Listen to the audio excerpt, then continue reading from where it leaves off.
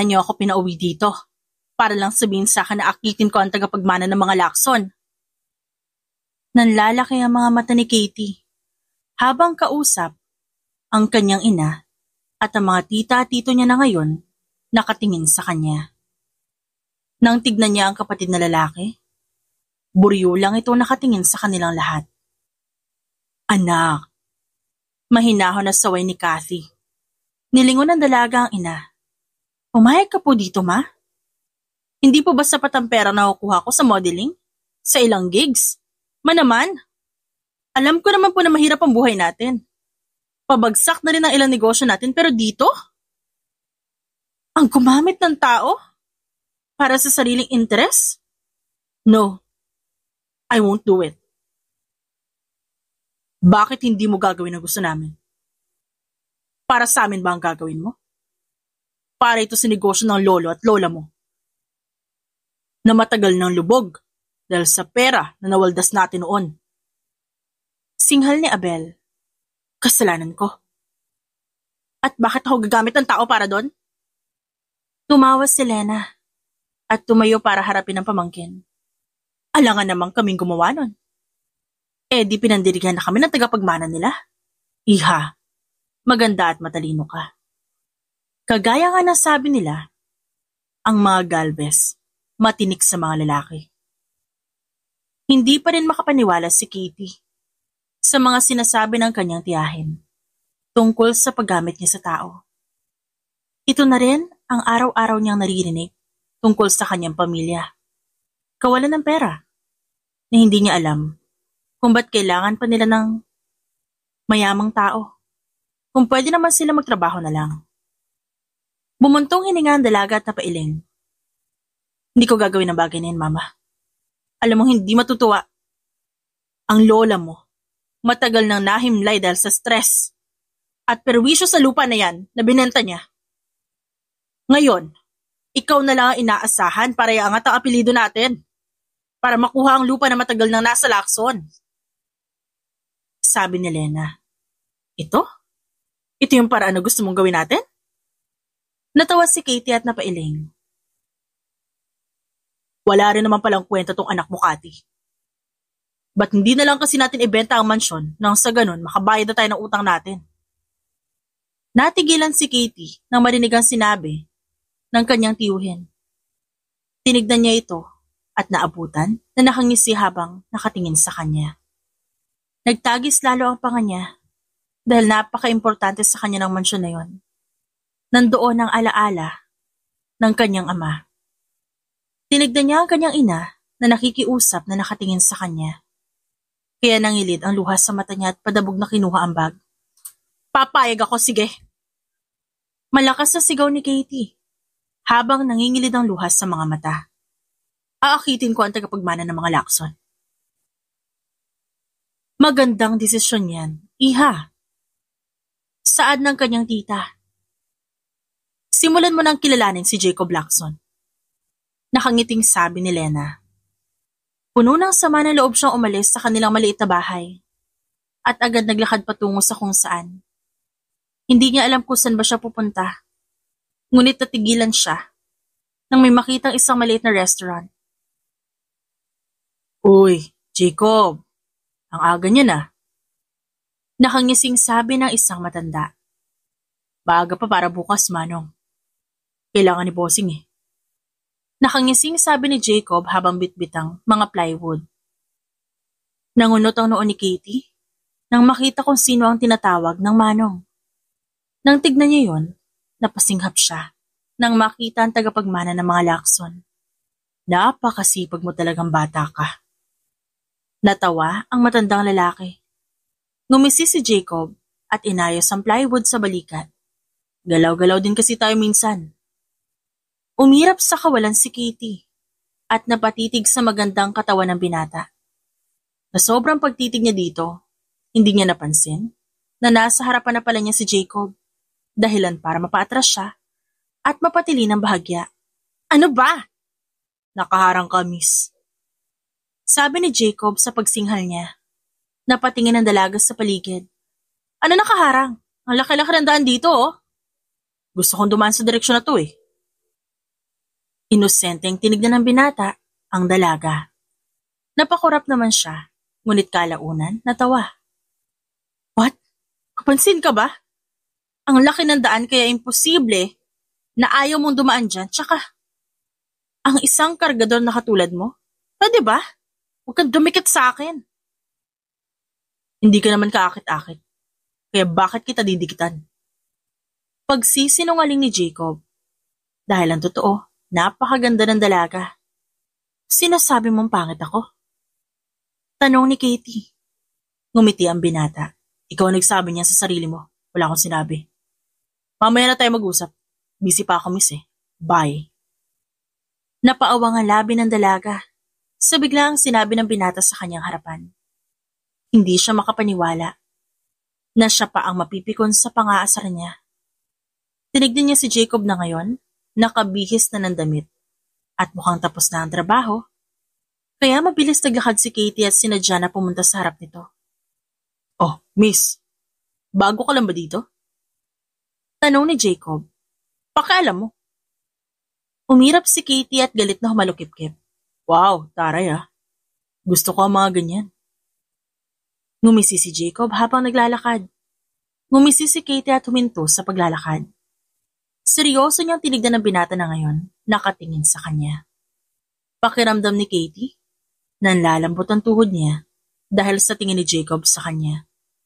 Ngunit kailangan niyang alalahanin na gagamitin niya ang binata para sa pera at para sa kapakanan nila. Bago lang ako dito. Willing ka ba maging tourist guide ko? Natawa naman si Jacob. Sinabi ko lang na gusto ko ang pagtataray mo, inabuso mo naman agad. Lo, hindi ako tourist guide ng kahit na sino. Nagtagis ang panga ng dalaga. Alam mo, wala kang magandang sasabihin. Pwede ba? Manahimik ka? Nagtataray ka na naman. Baka naman, ma-inlove na ako sa'yo ah. Napahawak si Jacob sa kanyang dibdib. Napangiwi ang dalaga nang makita ang ginawa ng binata sa harap niya. Inis siyang naglakad at napailing dahil mukhang mahihirapan siyang kunin ang loob nito. Bye, miss. Sana magkita pa tayong dalawa. Tinaas ni Katie ang gitnang daliri at inis na naglakad. Wisit na lalaking yun. Pagkain, para sa'yo. Natigilan sa pag-inom ng orange juice si Katie nang makita ang isang plato ng pagkain sa kanyang harapan. Nagangat siya ng tingin at napairap nang makita si Jacob na umupo sa tapat na upuan niya. Kaya nangunot ang kanyang noo. Para saan yan? Tanong ni Katie. Para sa'yo, syempre. Di naman pwedeng panay juice ka. Dapat may pambara din. Nakangiting sabi ng lalaki. Ngumiwi si Katie at kinuha ang plato. Kasama ito sa kanilang plano. Ang makipag-close sa tagapagmana at makuha ang loob nito. Ngunit hindi niya maiwasang mainis kapag nakikita silang dalawa. Baka nga, hindi niya lang gusto ang vibe nito. Kaya madalas siyang mainis at mairita. Thank you. Pilit ng ngiti ang sinabi niya. Yun, ang tugon niya sa binata. May bayad yan. Ano? Ano naman bayad? Dahil doon, napatigil siya sa pagkain. Sasama mo ako ngayong araw. Ba't ko naman gagawin yon? Ba't naman kita sasamahan? Kinuha ni Katie ang tissue at pinunasan ang bibig niya. Ngumiti si Jacob at napailing. Akala ko ba gusto mo ng tourist guide? Ayaw mo ba sa akin? Ganito ba talaga mga taga-probinsya? Napailing na lang si Katie at napabuntong hininga. Dahil kasama nga pala ito sa kanilang plano. Kaya naman na matapos ang kanilang pagkain, agad siyang sumama kay Jacob. At hindi niya nagugustuhan ang tingin sa kanya ng mga tao.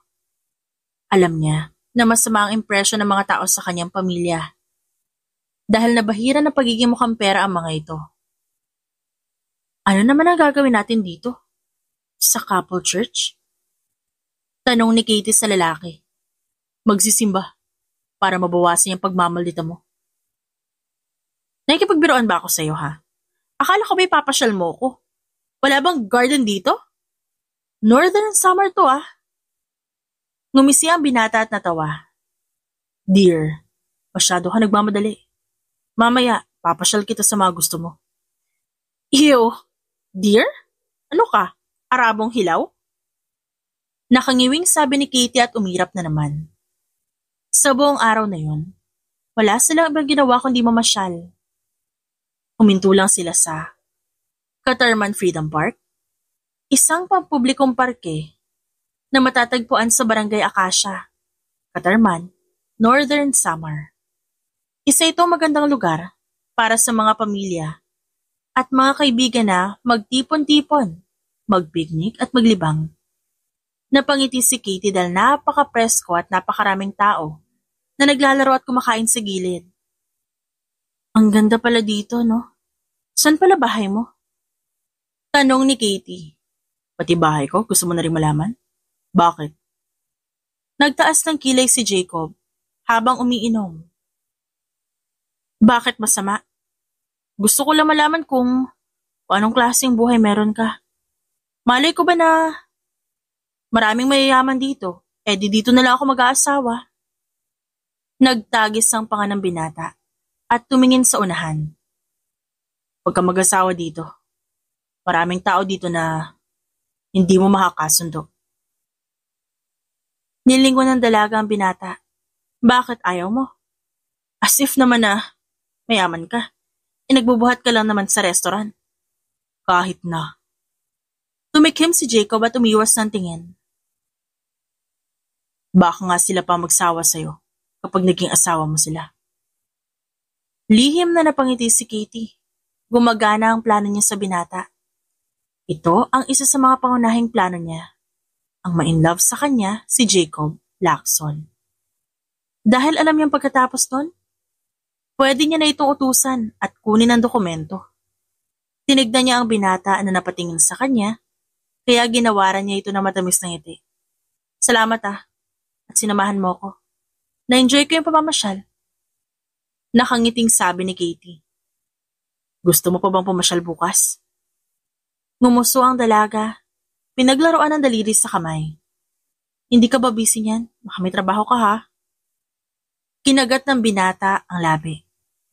At napatingin sa magandang mukha ni Katie.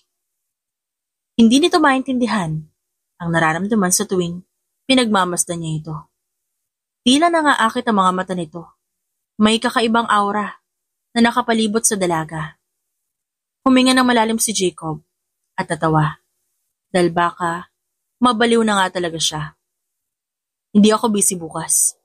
Magkita tayo dito. Sunduin na lang kita. Di na. Dito na lang tayo magkita para naman diretso na tayo. Sigurado ka?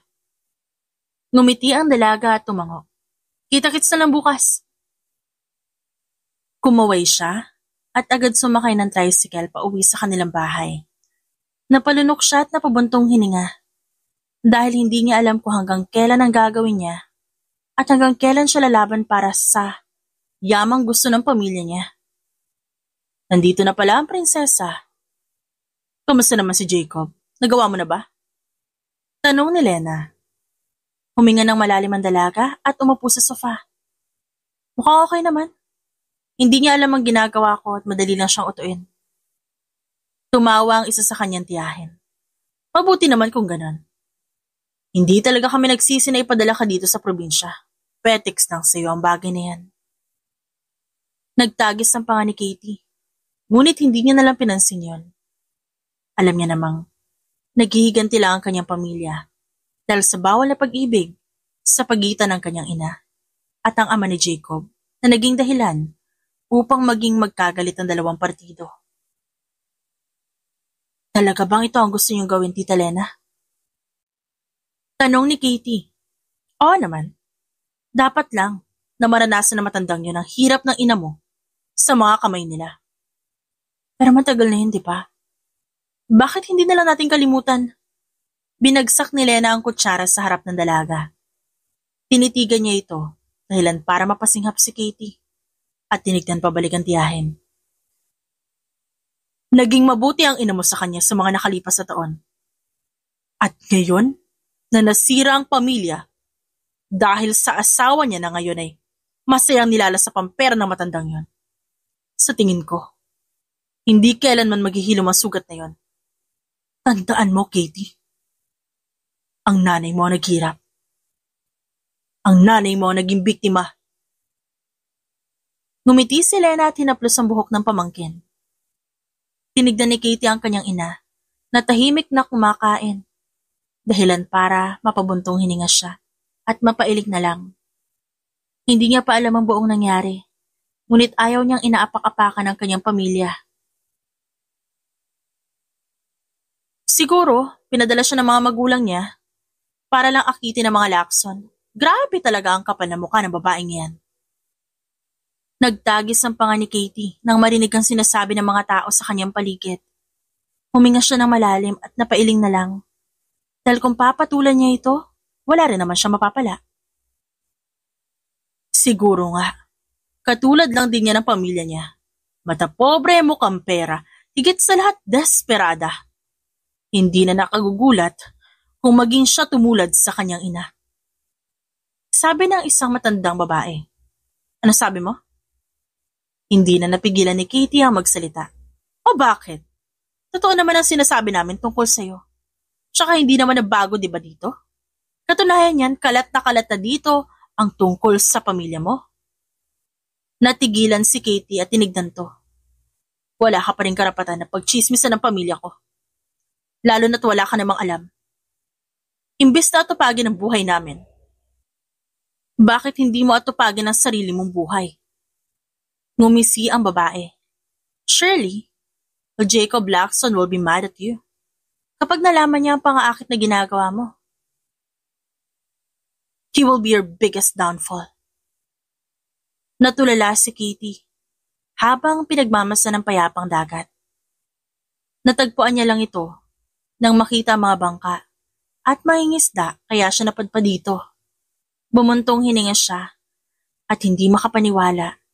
Nakalat nga sa lugar na ito ang tungkol sa nakaraan ng kanyang ina at ng matandang Lacson. Alam niyang masalimuot ang nangyari noon, ngunit di niya matanggap na kailangan madamay ng kanyang ina. Uy, ang aga-aga nakasimangot ka dyan. Ngumisi si Jacob at tinapik ang dalaga. Nandiyan ka na pala. O anong problema mo? Inaaway ka na naman ba nila? Bakit? Pagtatanggol mo ba ako sa kanila?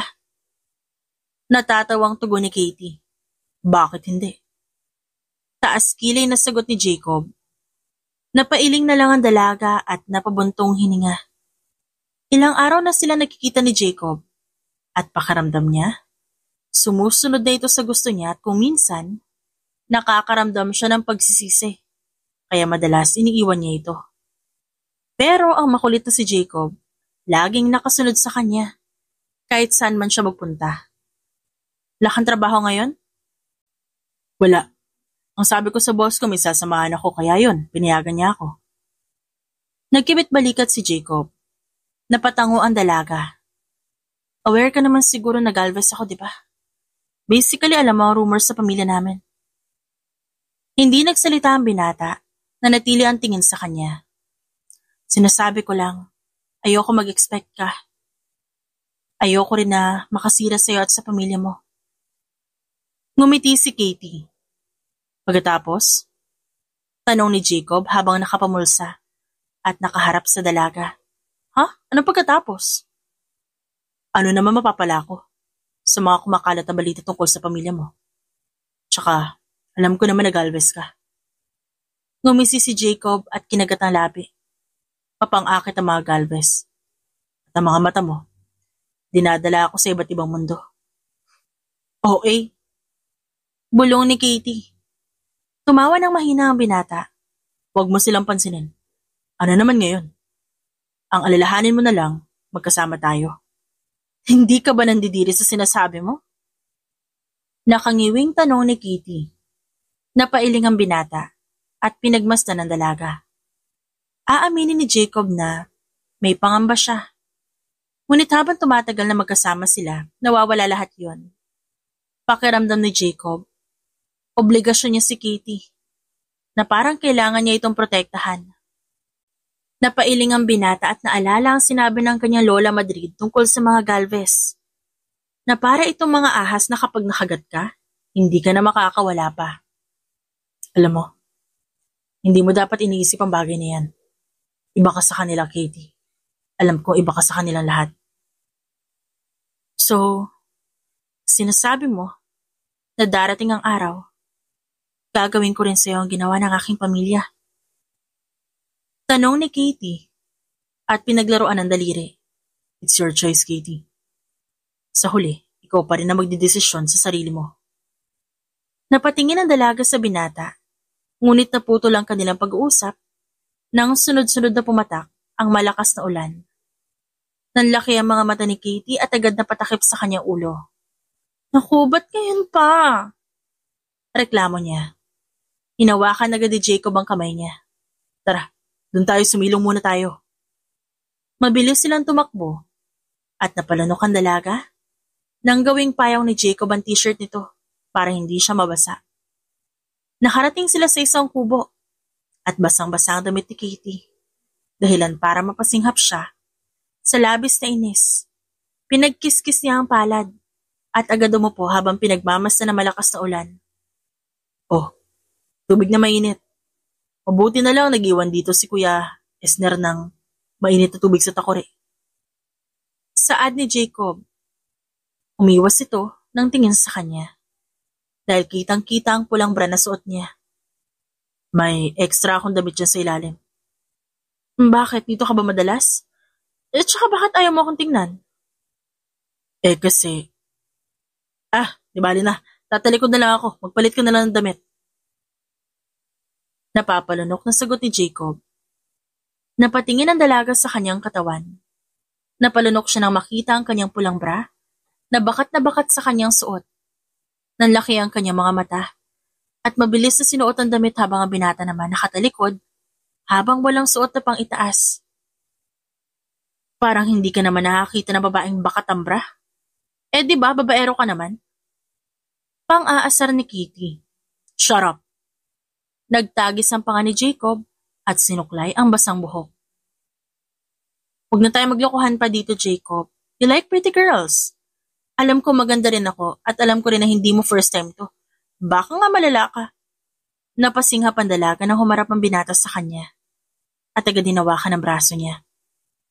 Nagkatinginan silang dalawa at agad na kumalabog ang puso ni Katie na naging dahilan para mapalunok siya.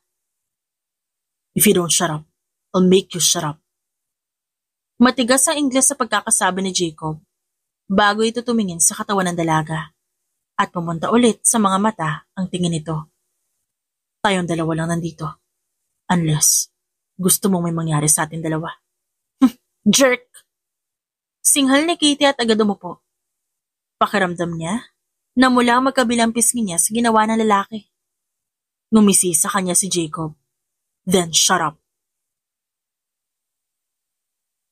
May bisita ka, Katie. Bumangon ka na dyan. Nanghihina siyang bumangon. Nilalagnat siya dahil sa ulan na nangyari na nakaraang araw. Huminga siya ng malalim at mabilis na kumilos. Inayos ang sando at short na suot niya bago lumabas ng kwarto. Nang makababa siya, nanlaki ang kanyang mata dahil sa nakita. Good morning. Bati ni Jacob. Anong ginagawa mo dito? Tumaas ang boses ni Katie. Kinurot siya ng kanyang tiyahin, kaya napalunok siya. Good morning. Napipilitan niyang bati sa lalaki. Hindi ka kasi nagpakita sa akin nitong mga nakaraang araw. Kaya naisip kong puntahan ka. Nagdala ako ng basket ng mga prutas. Ngumiti si Jacob at sumenya sa kasama nitong lalaki na tumango. Hindi mo naman kailangan gawin to . Okay naman ako.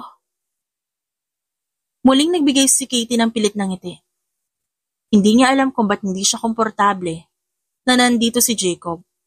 O baka, dahil alam niyang pupuksain lang ito ng kamag-anak niya. Huminga siya ng malalim at agad hinila ang kamay ni Jacob. Ngunit agad siyang pinigilan ni Lena na nakangiti. Bakit hindi mo na natin pakainin ng bisita, Katie? Total, kakain na rin naman tayo. Ngumiti ito na makahulugan. Ay, hindi na po. Lalabas kami ni Jacob. Saad ni Katie. Hindi na ho. Mabilis ding umiling ang lalaki. Paalis na rin. Sumabay ka na sa amin, iho. Sige na. Katie, sumabay ka na sa amin kumain. Tsaka ilang araw ka nang nilalagnat. Mas mabuti na may bumisita sa'yo at may mag-aalaga sa'yo. Mama, banta ni Katie. Napahawak sa noo ang dalaga nang pilitin ang mga ito sa pagkain ng binata. Huminga siya ng malalim at agad na tumabi kay Jacob na magiliw na sumasagot sa tanong ng kanyang mga tiyahin. Nako, bago lang kasi yan dito si Katie. Kaya masayang-masaya kami na may kaibigan siyang nag-aalala para sa kanya. Ganun po ba? Halata naman. Ngumisi si Jacob at sumubo ng pagkain. Kamusta pala ang magulang mo? Tita, nagbabantang tawag ni Katie. Hindi siya nito pinansin, kaya nagtagis ang kanyang panga. Okay naman po sila, Daddy. Kauuwi lang po ni Mommy galing ibang bansa. Yes, okay lang po sila. Kabadong sagot ni Jacob. Mabuti naman kung ganon, iho. Masaya kami na nandito ka at nakilala ka namin. Sige, kumain ka pa. Maiwan muna namin kayong dalawa ni Katie pagkatapos namin kumain. Kaya naman ang maiwan silang dalawa ni Jacob, hinampas niya ito sa braso. Dahilan para manlaki ang mga mata nito sa gulat. Hindi ka dapat pumupunta dito.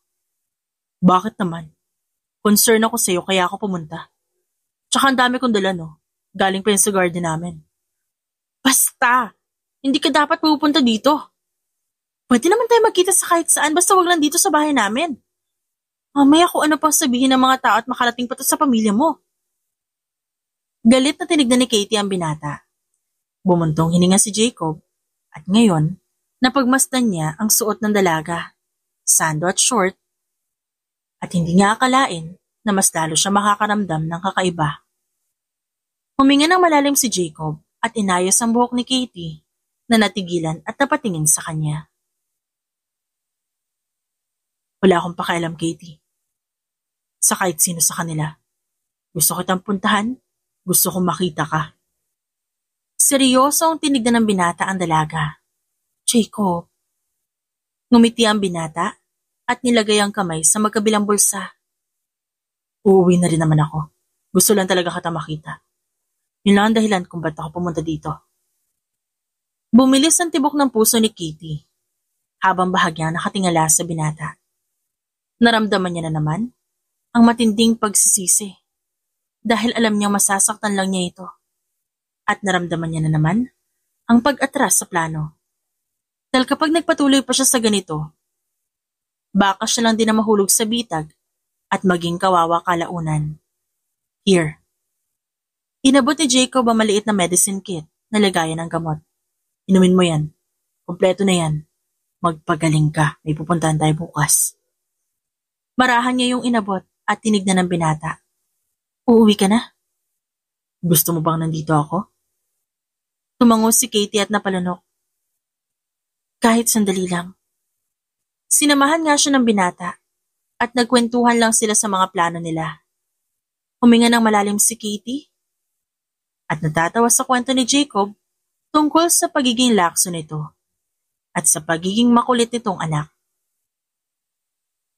Mataray, masungit, palaban ako ng bata pa ako. Hanggang ngayon pa rin naman. Natatawang saad ni Katie at kumakain ng prutas. Umuwi lang naman ako dito dahil gusto ko magbakasyon at iwan muna ang modeling. Oh, modeling? Eh di marami pala akong kaagaw sa'yo niyan. Wow, ayaw ng kaagaw? Natatawang tanong ni Katie. Ayoko talaga. Ngumisi si Jacob at tinabot ang prutas. Say, what? Kaya kong subuan ang sarili ko, no? Bilis na. Open your mouth, baby. Napaawang ang labi ni Katie at umirap na lang sa kawalan. Nang makitang nakangisi ito at kumain din. Huminga siya ng malalim at naisip na iba na nga talaga ang nararamdaman niya. Na hindi na ito kasama sa plano niya.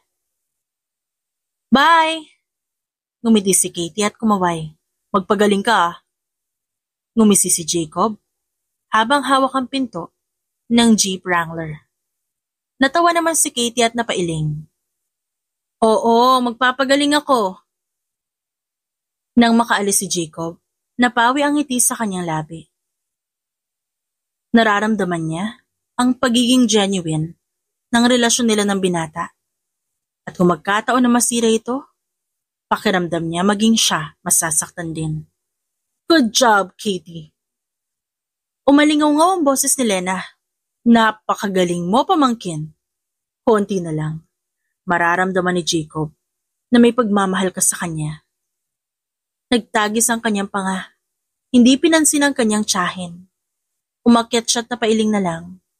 After all, this is their plan. Totoo ngang pumawi si Jacob sa araw na yon. Dahil sinorpresa siya nito sa isang restaurant na tanging sila lang dalawa. Natawa siya at inamoy ang bulaklak na dala nito galing pa raw sa bayan.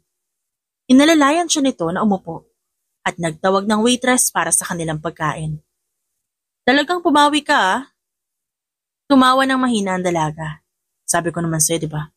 Wala akong pakialam sa mga tao na sa paligid ko. Kakain tayo na marami ngayon. What? I'm on a diet. Reklamo agad ni Katie. Nagtaas ng kilay ang binata. Not with me. Sabay silang kumain sa araw na yon. At walang maramdaman si Katie kundi kapayapaan at katahimikan sa kanyang isip at puso. Ni sandali niya nakalimutan ang plano ng kanyang pamilya. Dahil mas iniisip niya ang kasiyahan niya. Gusto niyang maging natural sa harapan ni Jacob.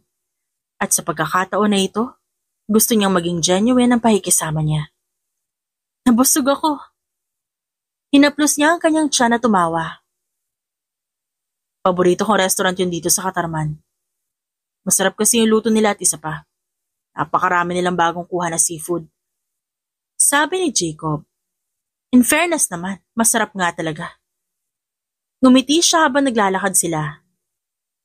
At pinagmamasdan ng mga tao na nagbebenta sa gilid ng kalsada. Kailan pala balik mo sa Maynila? Tanong ni Jacob. Bakit mo natanong? Tanong din ng dalaga. Wala naman, gusto kong samahan ka eh. Buong araw na masya lang silang dalawa. Nagmuni-muni habang iniisip ni Katie kung paano niya sasabihin kay Jacob. Huminga siya ng malalim habang nanonood sa mga batang naglalaro at sa mga magulang na masaya na ikipagkwentuhan sa mga anak. Naramdaman ni Katie ang paghawak ng binata sa kanyang kamay. Bakit? Ang ganda mo.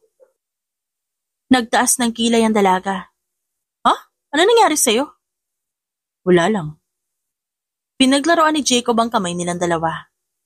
Kaya kita tinatanong kung kailan ka uuwi kasi gusto kong ilayo ka dito sa probinsya. Natigilan naman ang dalaga. What do you mean? Ngumiti si Jacob at hinaplos ang pisngi ni Kitty na natigilan. Gusto kong ilayo ka dito para bigyan ka ng kapayapaan. Ayokong iniisip mo ang mga bagay na ito dahil wala kang kasalanan at wala kang dapat ipag-alala. Nagkatinginan silang dalawa. Dahan-dahan niyang naramdaman ng labi ng binata sa kanyang labi. Humigpit ang hawak ni Katie sa braso nito at wala sa sariling tinugon ang halik ng lalaki. Tinignan niya si Jacob at napasinghap siya. Nang halikan siya nito sa pangalawang pagkakataon. Para saan yun? Para sabihin gusto kita. Alam ko hindi pwede, pero wala akong pakialam. Gustong-gusto talaga kita. Nangilid ang luha sa mga mata ni Katie. Huminga ng malalim ang binata at hinawakan ang kamay niya. Wala akong pakialam sa mga tao nandito. Wala akong pakialam kung ayawan man ako ng mga tao dahil ang mahalaga sa akin ikaw. Hindi alam ng dalaga ang mararamdaman niya, ngunit napakagaan yon sa kanyang puso, na para bang ang tagal niyang naghintay ng pagmamahal, na para bang si Jacob lang ang magdadala sa kanya ng kapayapaan. Jacob, I'm sorry. Para saan? Malambing na tanong ni Jacob at hinaplos ang pisngi ng babae. Nagsusorry siya dahil ginamit ka niya. Umalingaw-ngaw ang isang pamilyar na boses. Nang lingunin niyo ng binata na pasinghap ito. Mom! Napasinghap si Katie nang makita ang isang matandang babae na ngayon. Naglalakad papunta sa kanya at malakas siyang sinampal.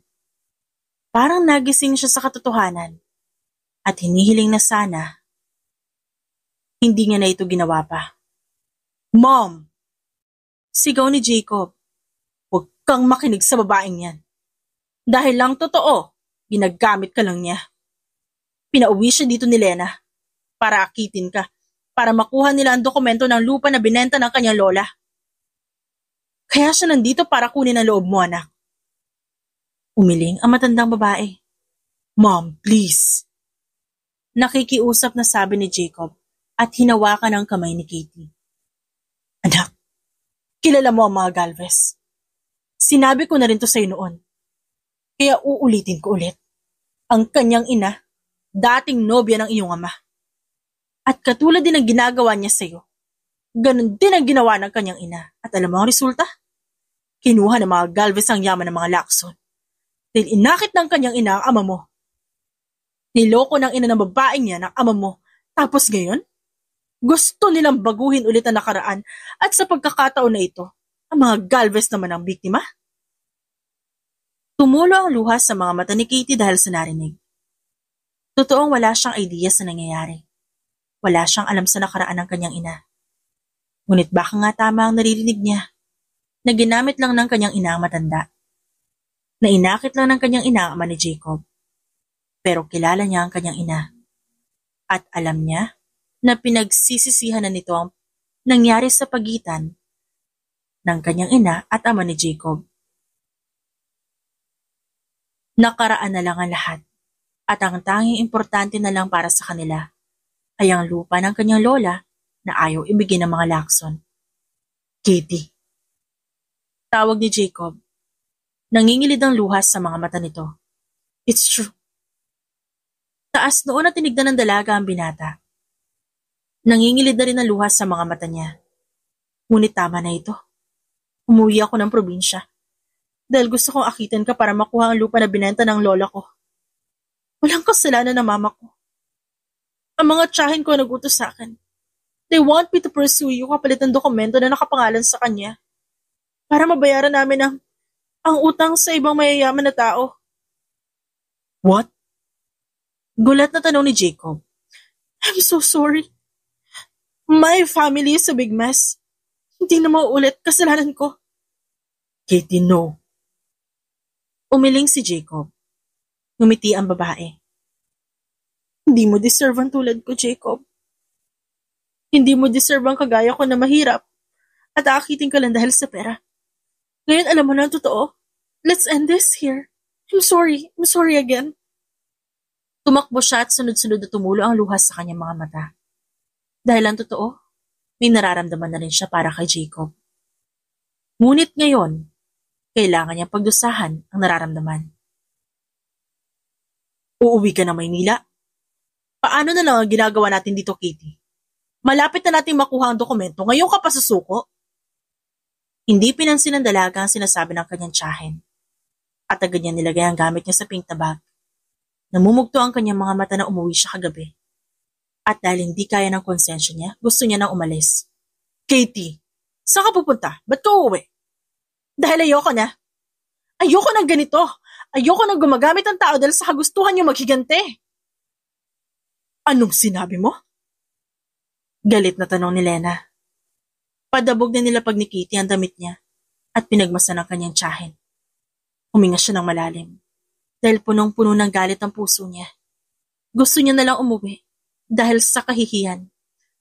Ayoko na po, Tita Lena. Uuwi na po ako ng Maynila. Hindi ko na gusto ang ginagawa ko.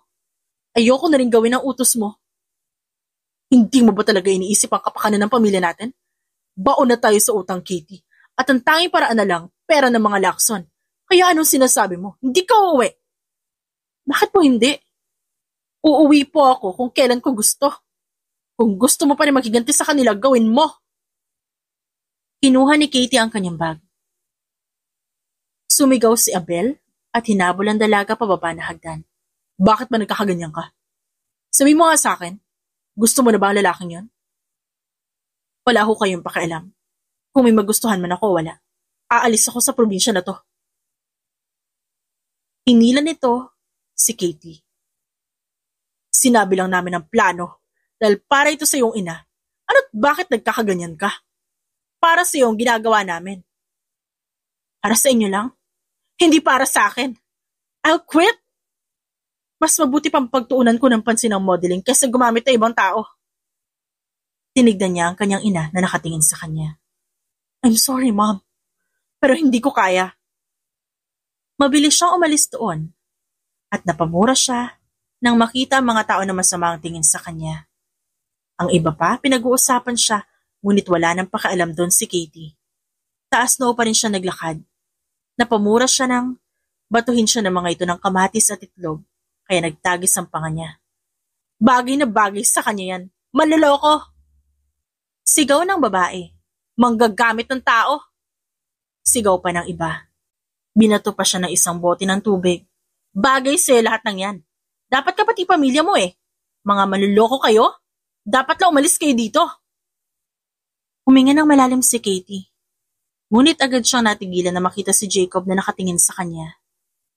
Nangingilid ang luha niya nang makitang malamig ang tingin nito sa kanya at parang wala itong pakialam na pinagkakaguluhan siya ng mga tao. Umiwas agad siya ng tingin at mabilis na naglakad papunta sa sakayan, pabalik sa Maynila. Kahit pa madumi ang damit niya at ang bag niya. Salamat, kuya. Saad ni Katie sa kanyang pinsan. Mabuti na lang, nakita niya ito at nag-alok ng sakay. Ako na mag-aatid sa'yo. Hirami muna tong jacket ko. Tumango naman siya dito. Salamat po. 2 araw ang naging biyahe nila dahil nasa barko ang kanilang kotse. Huminga siya ng malalim at napahawak sa kanyang labi dahil nararamdaman niya pa rin ang labi ni Jacob doon. Sigurado siyang mamimiss niya ito. Saan ka tutuloy? Tanong nito. Sa condo unit ko, kuya. Nandun yung gamit ko eh. Mahinahon na sagot ni Katie. Tumango ang lalaki. Ako nang bahala kina Tita Lena. Sa ngayon, mag-focus ka na muna sa modeling at trabaho. Kayang-kaya ko to, kuya. Ako pa ba? Alam kong matapang ka, Katie. Kayang-kaya mo yan. Gabi na sila na makarating at na-miss ni Katie ang mga gusali sa Maynila. Agad siyang tinawagan ng manager niya. Kaya naman wala siyang oras magpahinga. Dumiretso agad siya sa kanyang condo unit. Nang makita ang kanyang kama, agad siyang sumalampak doon. Napangiti dahil sa wakas nakabalik na siya. Hello, Rita? Tawag ng dalaga. Nasa Maynila ka na ba? Oo, kararating ko lang. Ngumiti si Katie. Sige, bukas na lang schedule ang work mo. May fashion runway ka bukas ha, kaya maganda ka. Namiss ko ng mga tao, kaya gusto nilang bumalik ka agad. Napatango na lang siya. Sige, pupunta ako. Bumuntong hininga si Katie at agad na pailing. Tinignan niya ang kisame ng kanyang kwarto at naisip si Jacob. Hindi dapat niya inaalala ang lalaki. Ngunit nagsisisi siya sa ginawa niya dito at sana lang makalimutan niya agad to. Bumangon siya at lumabas ng kwarto upang uminom ng tubig. Ngunit isang katok mula sa pinto ng unit niya ang narinig niya. Ha? May nakalimutan ba si kuya? Bulong niya sa sarili. Napangiwi siya at agad pumunta sa pinto. At nang buksan niya yon, muntik nang mahulog ang kanyang puso sa kanyang nakita. Parang tumigil ang mundo niya at pakiramdam niya hindi siya makahinga nang makita kung sino ang nasa harapan niya. At kung paano ito nakasunod sa kanya sa loob ng 2 araw. Yun ay hindi niya alam. Jacob. May dala itong duffel bag at diretso ang tingin sa kanya. Hindi tuloy malaman ni Katie ang gagawin. Lalo na't alam niyang malaki ang kasalanan niya dito. At ngayon, nandito ulit ang binata at sumunod sa kanya. Paano na? Nakangiting naglakad si Katie sa harap ng maraming tao. Suot ang kanyang pulang bikini. Habang kulot na kulot ang kanyang buhok. Huminga siya ng malalim at naglakad sa magkabilang gilid habang binabalandra niya ang maganda niyang katawan.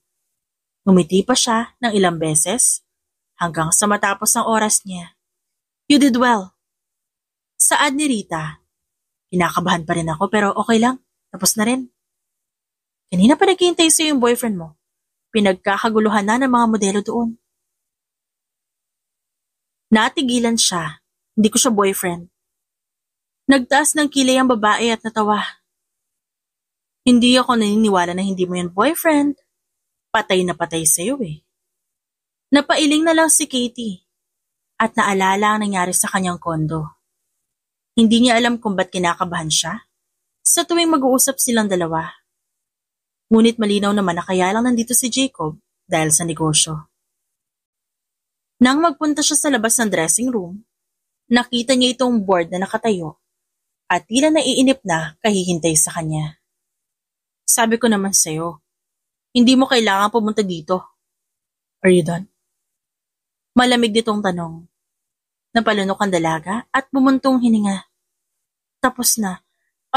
May tatanggapin lang akong bulaklak pagkatapos. Nag-aalangan niyang sagot. Mangu ito at tinignan ng orasan. Maghihintay ako. Sabay na tayo umuwi. Nakagat ni Katie ang labi habang hawak ang mga bulaklak. At kahit anong tanggal niya sa isip, sa mga nangyayari, hindi niya maiwasang lingunin si Jacob. Nagbabasa ito ng mga letter na pinadala ng mga fans niya. Kaya karamihan, sa mga ito ay napunta sa basurahan. Uwi na tayo. Saad ni Katie. Hinawakan ni Jacob ang bewang niya, kaya napasinghap siya bago tumango. Hindi ka ba busy? May oras ka pang puntahan ako? Sinabi ko na, nandito ako para sa negosyo ko. Binuksan ni Jacob ang pinto ng kotse. Pero hindi sumakay si Katie at nanatili ang tingin sa binata na nakatingin sa kanya. Gets niya naman kung ba't ito malamig. Gets niya rin kung bakit para itong bossy sa tuwing magkasama sila. Pero hindi niya maiwasang masaktan. Dahil pakiramdam niya, hindi na ito ang dating Jacob na nakilala niya. Pwede ba tayo mag-usap? Kalmadong tanong ni Katie. We're already talking. Alam kong galit ka sa akin. Pero, hindi mo naman kailangan pilitin ang sarili mo makasama sa akin eh. Tsaka, ba't mo ba ako pinapahirapan ng ganito? I said sorry to you many times. Kung di mo ako kayang patawarin, wag mo na lang ako samahan.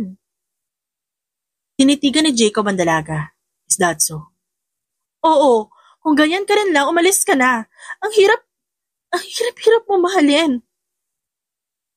Nauutal niyang Saad. Ngunit mas lalong napaiyak ang babae. Nang walang sabi-sabi na sumakay ito ng kotse at agad pinaandar ang sasakyan palayo. Nang hina ang tuhod ni Katie. At kahit nakasuot na siya ng damit na makapal, pakiramdam niya nilalamig siya. Akmang maglalakad na sana siya nang biglang bumalik ang kotse ni Jacob. Marahas itong binuksan ang pinto ng sasakyan at nagmamadali siyang pinuntahan. Anong? Naputol ang sasabihin niya nang bigla siya nitong sinunggaban ng halik. Nang hina siya at tumulo ang luhas sa kanyang mga mata. Nagkatinginan silang dalawa at hinayaan ni Katie na halik-halikan ni Jacob ang kanyang labi. Ni wala siyang pakialam kung may makakita sa kanilang dalawa. After all, this is what she wants. To love him. To kiss him. Ayoko. Hindi ko kaya. Umiling si Jacob at pinagdikit ang noo nila. Hindi ko kayang iwan ka. I'm sorry. I'm sorry. Jacob, mag-usap naman tayo. Please. I'm sorry, baby. I'm sorry. Galit ako. Sumunod ako dito para iparamdam sa iyo ang galit ko. I'm sorry. Hindi kita nabigyan ng pagkakataon na magpaliwanag. Tumango ang dalaga at mahigpit na niyakap ang lalaki. I'm sorry din. Hindi ko sinasadyang saktan ka. Lahat naman ang pinakita ko sa'yo, lahat yung totoo. Please maniwala ka naman sa akin o lahat ng yun totoo. Napapikit na lang si Katie at nakaramdam ng gaan sa kanyang dibdib. Gaya na makauwi silang dalawa, wala na siyang ibang ginawa, kundi tanggapin ang bawat halik at haplos na binibigay sa kanya ni Jacob. Wala na siyang ibang inisip, kundi ibigay ang lahat sa lalaking mahal niya. Napaliyad na lang si Katie habang ninanamnamang kaginhawaan sa kanyang katawan habang kasama si Jacob. I love you. Bulong ni Jacob sa kanyang tenga. Ngumiti si Katie. I love you too. Nagkatinginan silang dalawa at napangiti sa isa't isa. Inayos ni Katie ang kumot sa kanyang katawan at pinanood ang binata na alagaan siya pagkatapos. Kumuha ito ng tissue at tsokolate na agad itong binuksan at pinakain sa kanya. Masakit. Kinagat nito ang tsokolate at sinubo sa dalaga. Umiling si Katie at natawa. Di naman. Medyo lang. Humalik si Jacob sa noo ng babae at hinaplos ang pisngi nito. Hindi ako aalis dito sa Maynila. I have a house here. Nandito rin ang iba kong negosyo. Kaya samahan kita sa pagmamodel mo. Napangiti si Katie sa lalaki. Really? Tumawa naman si Jacob at tumabi sa kanya. Tumagilid dito na higa at hinaplos ang buhok ni Katie na medyo magulo. Yes, I'll support you. I'm sorry, Jacob. Hindi ko alam kung ilang beses ko na itong sinabi pero gusto ko pa rin humingi ng tawad. It's okay. Gusto ko lang naman maging maayos tayong dalawa. Kaya ako sumunod dito. Kagaya na sabi ko, wala akong pakialam sa kanilang lahat. Ikaw palagi, Katie. Bago sila, ikaw muna. Yumakap ang dalaga sa binata at sumiksik sa katawan nito. Napangiti siya at napailing dahil napakagaan ang pakiramdam niya. Naramdaman niya ang halik ni Jacob sa kanyang noo kaya napangiti siya. Uuwi tayo sa probinsya? Gulat na napatingin ang dalaga sa binata na ngayon. Naghahanda ng kanilang pagkain sa tanghalian. Napakurap si Katie at di makapaniwala na nagluluto si Jacob sa kanyang maliit na kusina na walang suot na pang itaas. Gusto ko ipakilala ka sa mga magulang ko at papag-usapan na rin ang kailangan ng mga tiyahin mo sa amin. Kalmadong sabi ni Jacob. Umupo ang dalaga sa upuan. Hindi mo naman kailangan gawin yon. Tsaka hayaan na lang natin sila, Jacob. Hindi sa akin pwede yon. Lalo na't alam kong pinag-uusapan kayo ng mga tao dun. Gusto kong maging maayos ang lahat bago tayo magsama. Gusto kong magkaroon ng kaliwanagan sa mga nangyayari. Kung iisipin ni Katie na uuwi sila ng Northern Samar, baka mas lalo magkagulo ang lahat. Ilang araw na siyang nandito sa Maynila at ilang araw na rin sila magkasama ni Jacob sa unit niya. Wala siyang tawag at text na sinasagot dahil alam ng mga ito na umuwi ang binata. Hindi ko alam kung kaya mo bang pakiusapan sila Tita Lena.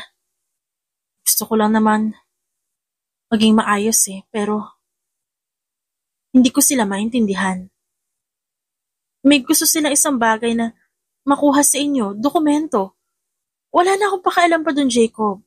May maayos naman akong trabaho dito at isa pa, mas mabuting wala akong koneksyon sa kanila, lalong-lalo na sa mga tiyahin ko.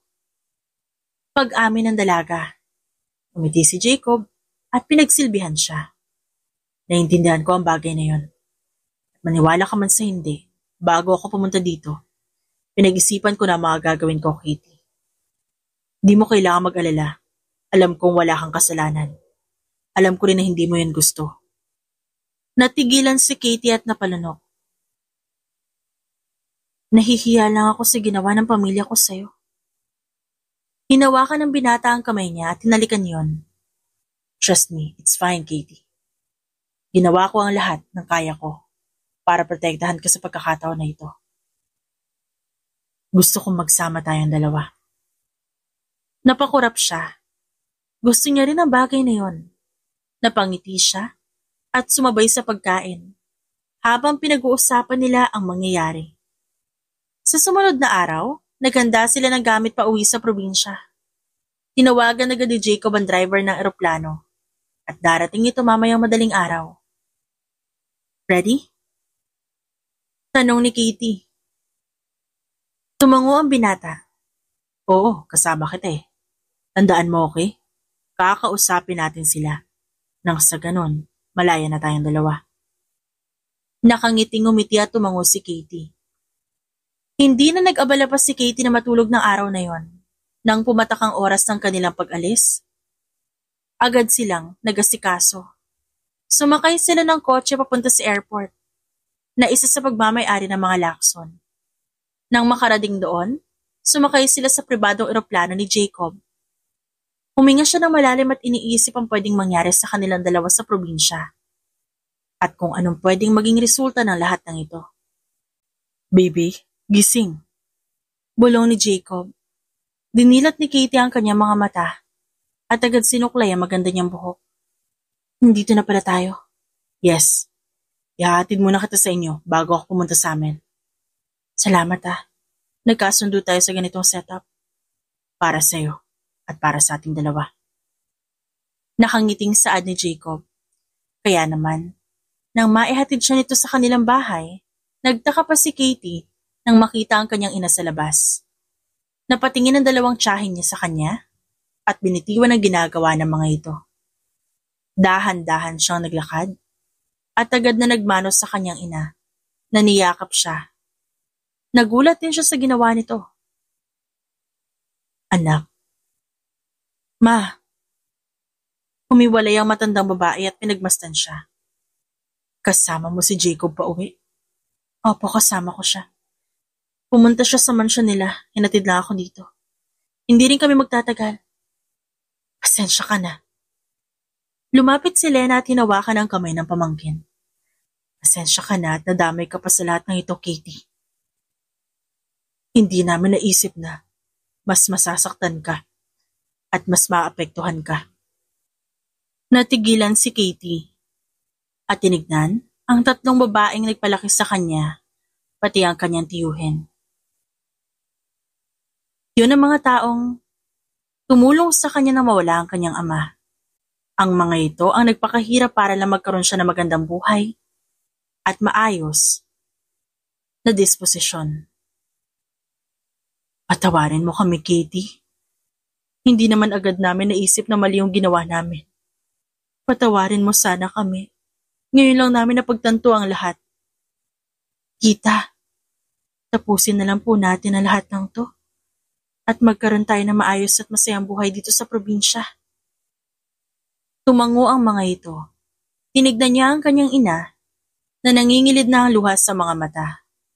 Hinawakan niya ang kamay nito. Gusto ko po magsimula muli kasama niyo. Walang galit sa isa't isa. Walang gamitan. Puro pagmamahal lang kagaya dati. Pangako, Katie, babawi kami. Babawi kami sa'yo. Saad ni Lena. At saka, alam naman namin na mahal mo na si Jacob. At handa kami doon, anak. Alam ko. At ramdam din namin ang pagmamahalan yung dalawa. Kaya hayaan mo kaming ayusin ang lahat ng ito para sa'yo. Napangiti si Katie at hindi siya makapaniwala na natauhan na ang kanyang pamilya. Tuwang-tuwa siya habang nakikipag-usap sa mga ito. At ngayon, napatunayan niya na kaya pa rin magbago ng isang tao. Na kaya pa rin nilang bigyan ng sarili ng pagkakataong magbago at baguhin ang dating nasira na. Nagtipon-tipon sila sa isang mahabang lamesa sa loob ng mansyon ng mga Lacson. Kompleto silang lahat. Ramdam din ang bahagyang tensyon sa pagitan ng kanyang pamilya at pamilya ni Jacob. Huminga ng malalim si Katie at natigilan na magsalita ang ama ni Jacob. Nilagay nito sa lamesa ang isang dokumento. Ito ang lupa na gusto niyong kunin sa amin kasama ang pera. Iniwan ito ni Kathy at ibenta sa amin ng kanyang ina. Pero matagal ko itong tinago upang palakihin at palaguin. Kaya hindi niyo rin nakuha. Saad ni Jonas. Tito, umiling si Katie. Nahihiya siya na ibibigay ulit ito ang kailangan nila. Kay Kathy ito, iha. Ang pagkakamali lang namin noon. Hindi agad namin binigay dahil binenta ng kanyang ina lupa sa amin. Noon, galit pa ako dahil may natitira pang alaala si Kathy sa akin. Ngunit naaalala ko na hindi dapat ako magalit dahil minahal ko rin naman ang ina mo. Kaya inalagaan ko ang lupa. At nang marinig ko nandito ka, alam ko na agad ang kahahantungan ng lahat ng ito. Natigilan si Kitty at napatingin sa kanyang ina, na nakatingin sa ama ni Jacob. Hindi niya alam ang tungkol doon, ngunit baka nga, biktima ang kanyang ina at ang ama ng binata ng isang bawal na pagmamahalan. Na baka nga hindi sila naging maayos dahil nakapag-asawa ng sundalo ang kanyang ina. Ngayon, ibibigay ko ulit ito sa inyo nang matapos na ang alitan ng bawat isa. Nakapangalan ito kay Katie at siya mismo ang magpapatuloy nito. Ang lupa nito, binili mismo ni Jacob, ngunit mananatiling lupa ni Katie. Jacob? Gulat na tanong ni Katie. Ngumiti ang lalaki sa kanya. Naisip ko na bilhin ng lupa at ipangalan sa'yo. Nang sa ganon, wala kaming utang sa pamilya mo. Alam ko matagal na itong gusto makuha ng pamilya mo pero naisip ko rin na ibigay na lang sa'yo yung lupa nang maalagaan mo. Napasinghap siya. Ngunit hindi ba mas maganda yon? Siya na ang mamamahala sa kanilang lupa ng sa gayon. Hindi na mga alam ang kanyang mga tiyahin. Huminga siya ng malalim at agad na patingin sa kanyang tita Lena. Gusto lang namin humingi ng tawad. Gusto namin humingi ng tawad sa pambibintang, paninira at iba pa. Sa anak mo rin, Jonas. Talagang nabuhay lang ang galit sa puso namin na naging bulag na kami sa nararamdaman ng iba.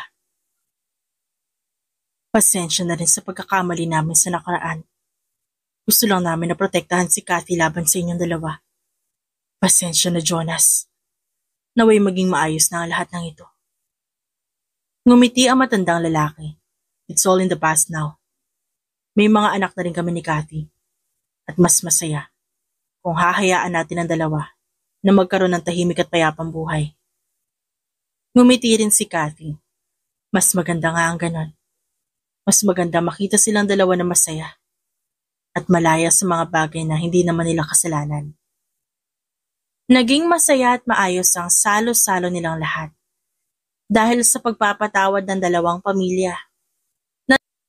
Natawa si Kitty na magtawanan ng mga matatanda dahilan upang mapagtanto niya na ang pagpapatawad ay ang solusyon sa lahat ng bagay.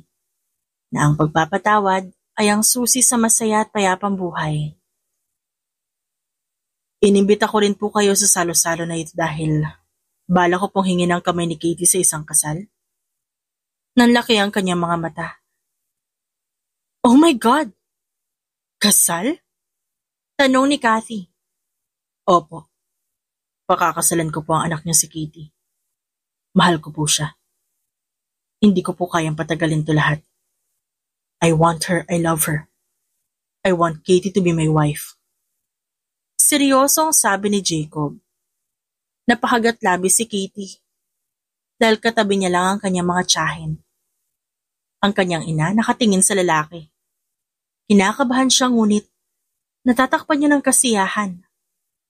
Totoo ba ang lahat ng ito? Ikakasal siya? Hindi na siya makapaghintay na pumayag ang kanyang pamilya. Napatawa si Kathy. Jacob, iho. Salamat naman at naisip mo magpaalam sa amin. Nasa tamang edad na kayo ni Katie. At alam ko na mas magiging maayos ang lahat kung ikakasal nga kayong dalawa. Naging epektibo ata ang pang-aakit ni Yaya nang magpakasal. Nakangising pagbibiro ni Lena. Gusto ko po siyang pakasalan. Gustong-gusto ko makasama si Katie habang buhay. Ngumiti siya at napag-usapan na agad ang kanilang kasal, dahilan para mapailing siya at nakipagtawanan na lang sa mga matatanda. Lumabas silang dalawa ni Jacob at tinignan na malaking ektarya ng hardin sa labas ng bahay. Mamamanhikan ka pala, di mo naman sinabi sa akin. Natawa ang lalaki at niyakap siya mula sa likod. I want to surprise you. Matagal ko nang gustong gawin ang bagay na yon. Pero gusto ko muna ayusin ang lahat. Binili mo ang lupa para ibalik sa akin. Yes, I bought it for you. Gusto kong alagaan mo ang lupa na yon at gusto kong isipin mo na wala kang binili o kinuha mula sa akin. Dahil para saan? At kukunin mo kung balang araw, iisa na lang ang kayamanan nating dalawa. Humiwalay ang dalaga at pinakatitigan si Jacob. Sa loob ng maraming buwan na magkasama silang dalawa, hindi akalain ni Katie na makakaramdam siya ng seguridad sa bisig ni Jacob. Na mararamdaman niya ang isang pagmamahal na hindi pinilit, hindi agresibo, at hindi humihingi ng kapalit. Thank you, Jacob, for accepting me. Hindi na ako makapaghintay na makasama ka. Ngumiti ang lalaki. Hindi na rin ako makapaghintay na angkinin ka na ilang beses. Tara sa kubo? Tanong ni Katie. Bago ang kasal? Napaawang ang labi ni Jacob at mabilis na tinawag ang kasambahay upang ilabas ang kotse. Kaya natawa naman si Katie. Napabuntong hininga siya at napangiti. Dahil ito na ang simula ng kanyang masayang buhay kasama si Jacob. Walang paghihiganti, purong pagmamahalang at kasiyahan. Makalipas ang ilang taon, tahimik ang maliit na bahay sa probinsya kung saan namamalagi si Katie at Jacob. Maliban sa masayahing tawa ng kanilang anak na si Jessa na naglalaro sa malaking hardin sa labas. Ilang taon na rin nang lumipas mula na magsama silang dalawa. At ngayon, si Jessa ang sentro ng kanilang pagmamahalan. Isang masigla at mausisang bata na may ngiti na hawig ni Jacob at may determinasyon na nagmana sa kanyang ina. Mama, ang ganda po ng halaman na nakita ko doon tapos po, marami po akong prutas sa dinampot. Naglaro ka na naman doon? Sinong kasama mo? Si Papa po. Nakaupo si Katie sa veranda, pinagmamasa ng kanyang anak, habang hinahabol ang mga paru-paro. Dahil bumaba agad to pagkatapos ipakita sa kanya ang dala nito. Ang simoy ng hangin, may dalang bango ng bulaklak. Ngunit ang kanyang isipan puno ng alaala. Mga alaalang bumalik sa kanyang isipan nung minsan siyang umuwi ng probinsya na may dalang bigat ng puso, plano para sa kanyang pamilya at paghihiganti para sa kanyang ina. Honey? Tawag ni Jacob kaya napatingin siya sa asawa. Bakit? Kala ko ba aalis ka? Hindi na. Mas gusto ko mag-day off sa araw na to, kaya dito na muna ako. Hindi niya inaasahan na magiging isang bagyo si Jacob sa buhay niya. Mula nung una sila magkita, nagulo nito ang mga plano niyang magiganti para sa kanyang ina. Balak niyang manipulahin ang tagapagmana ng pamilya Lacson para sa kapakanan ng kanyang sariling pamilya. Ngunit hindi siya handa sa kung paano nabaliktad ang sitwasyon. Sa halip na si Katie ang makapagpaikot kay Jacob, siya ang naiangat nito mula sa kanyang galit at naging gabay tungo sa pagmamahal. Nakakatuwang isipin na sa mga nakalipas na taon, pinakasalan niya ang lalaking akala niya hindi niya magugustuhan. Ngunit ang lalaki nagbigay sa kanya ng kapayapaan sa puso, walang iba kundi si Jacob. What are you thinking? Napangiti si Katie at pinagmasdan si Jessa. Kamukhang kamukha mo ang anak natin. Akong nagdala sa kanya ng 9 na buwan sa tiyan ko. Pero lalabas ng si Jessa na ikaw ang kamukha. Tumawa ng malakas si Jacob. Siyempre, malakas ang dugo ko kaysa sa'yo. Alam mo, pakiramdam ko, kapag lumaki si Jessa, puro sakit ng ulo ang mararamdaman mo. Alam mo kung bakit? Bakit? Dahil alam nating pareho na kapag tumanda si Jessa, marami nang aaligid sa kanya mga lalaki. At tiyak kong magugulo dito sa bahay natin. Kung papayag ako. Tumawa ng mahina ang babae. Natatakot ka. Sila ang matakot sa akin, hon. Sila ang matakot sa akin. Dahil hindi pa man sila nakakalapit sa anak natin, pababagsakin ko na sila. Sa loob ng maraming taon, naging maayos ang lahat. Naging magkasundo ang mga magulang nilang dalawa. Nagkasundo rin na gumawa ng pagkakaibigan, dahilan para mawala na ang isyu sa buong probinsya. Nawala na rin ang pag-aalinlangan sa puso ni Katie, dahil alam niyang maayos at payapa na ang lahat. Naisip mo ba kung ano mangyayari kung di tayo nagkakilala? Biglang tanong ni Katie at dumako sa kanyang asawa na pinapanood ang anak nila. Ba't mo natanong? Wala naman, bigla lang pumasok sa isip ko eh. Bumuntong hininga si Jacob at tinanggal ang pagkakaakbay sa balikat ni Katie at hinawakan ng kamay nito. Ang sigurado lang ako, mas masaya ang buhay na pinili natin dalawa. At hindi ako nagsisisi na pinili ko ang buhay na to kasama ka at si Jessa.